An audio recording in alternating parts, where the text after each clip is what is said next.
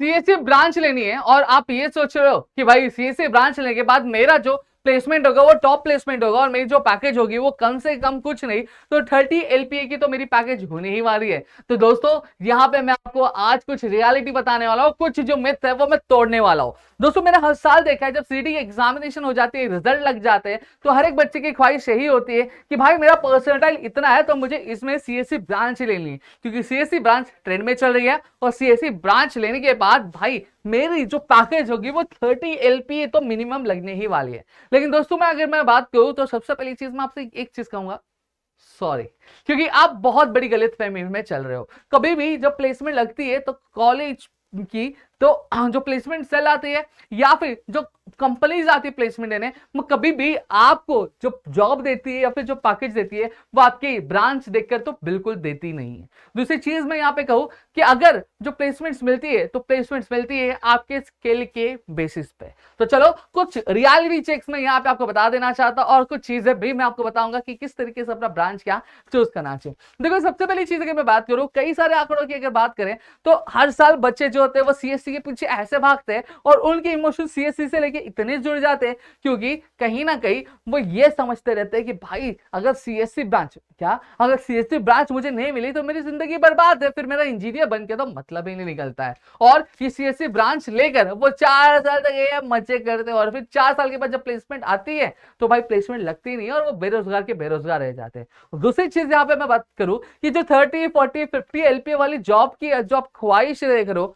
मैं बता दूं मैक्सिमम स्टूडेंट्स को ये 30 40 50 एलपीए की जो जॉब है वो लगती ही नहीं है। बहुत मिनिमम स्टूडेंट्स होते हैं, बहुत कम स्टूडेंट्स होते जिनको ये जॉब लगती है और लगती भी उन्हीं स्टूडेंट्स को जिन्होंने ये 4 साल में अपनी इंजीनियरिंग में इतनी मेहनत की है कि वो एक बहुत ही काबिल इंसान बन पा रहे हो और कंपनी के लिए कुछ प्रॉफिटेबल वर्क क्या कर पाएंगे, अपना कंट्रीब्यूशन क्या दे पाएंगे, उन्हीं को ये जॉब क्या मिलती है इस तरह के पैकेज के साथ। अब यहां पे मैं बात करूं कि आप क्या कर रहे हो, आप एक बहुत बड़ी गलती कर रहे हो। गलती ये है कि सीएससी ब्रांच चूज करके अगर आप सोच रहे हो कि मुझे प्लेसमेंट मिल जाएगा, मेरा जिंदगी बहुत ज्यादा सवर जाएगा, तो ऐसा कुछ नहीं है। मैंने देखा है कि कई अलग अलग ब्रांचेस के बच्चे जैसे मैकेनिकल हो गया, ईएनटीसी हो गया, सिविल हो गया, ऑटोमोबाइल हो गया, ये ब्रांच के बच्चे भी क्या करते हैं अपने 4 साल की इंजीनियरिंग में कोडिंग सीख लेते हैं, कई सारे और भी ऐसे स्किल्स सीख लेते हैं जो आपके बहुत ज्यादा अच्छी आउटपुट उनको क्या रिटर्न में देता है आपकी जॉब में। और फिर जब वो प्लेसमेंट के लिए बैठते हैं,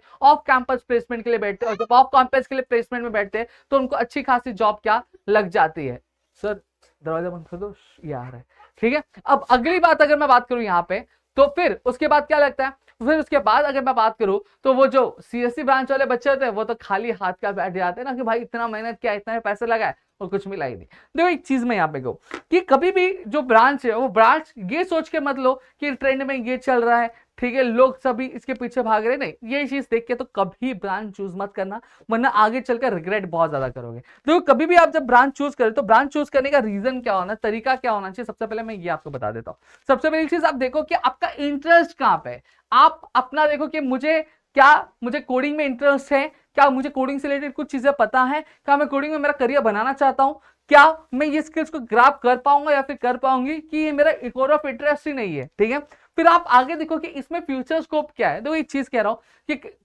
सीएससी से पहले मैकेनिकल बहुत ज्यादा ट्रेंड में हुआ करता था, ठीक है, फिर सिविल पहले बहुत ज्यादा ट्रेंड में हुआ करता था, फिर ईएनटी से बहुत ज्यादा ट्रेंड में हुआ करता। तो ऐसे जैसे जैसे साल गुजरते जाएंगे वैसे वैसे ट्रेंड्स भी चेंज होते जाएंगे। तो कभी भी ट्रेंड के पीछे मत भागो। आप देखो कि आगे चलकर आपको इसमें फायदा क्या होने वाला है, आपको क्या इसमें स्कोप है कि नहीं, आप लाइफ में जो करना चाहते हो क्या इसके थ्रू वो चीज होने वाली है कि नहीं वाली, वो चीजें देखो। फिर उसके बाद कॉलेज की क्वालिटी देखो कई बार अगर मैं कहूँ एआईडीएस हो गया, सीएससी ब्रांच हो गया, इसमें कई सारे जो एआई के जो सब्जेक्ट्स होते हैं अब तक इतना इंफ्रास्ट्रक्चर डेवलप ही नहीं हुआ, बहुत सारे कॉलेजेस में उतने टीचर्स ही अवेलेबल नहीं है जो ये सब्जेक्ट्स को प्रॉपर्ली टीच कर पाए और बच्चे फिर इसी में परेशान हो जाते हैं कि उनको कहीं और भी कुछ नहीं मिलता और कॉलेज में भी अच्छी पढ़ाई नहीं होती और इसकी वजह से होता क्या है, वो सिर्फ उनको एक डिग्री मिल जाती है, क्या मिलती है, एक डिग्री मिल जाती है और डिग्री मिलने का भी फायदा क्या है, और फिर जॉब जो लगती है वो लगती है 7 8 9 10 हजार की लगती है या फिर जॉब भी नहीं लगती है। रीजन क्या है, रीजन ये कि उन्होंने उतनी स्किल ही नहीं डेवलप की, उनको नॉलेज ही नहीं उस पर्टिकुलर चीज का,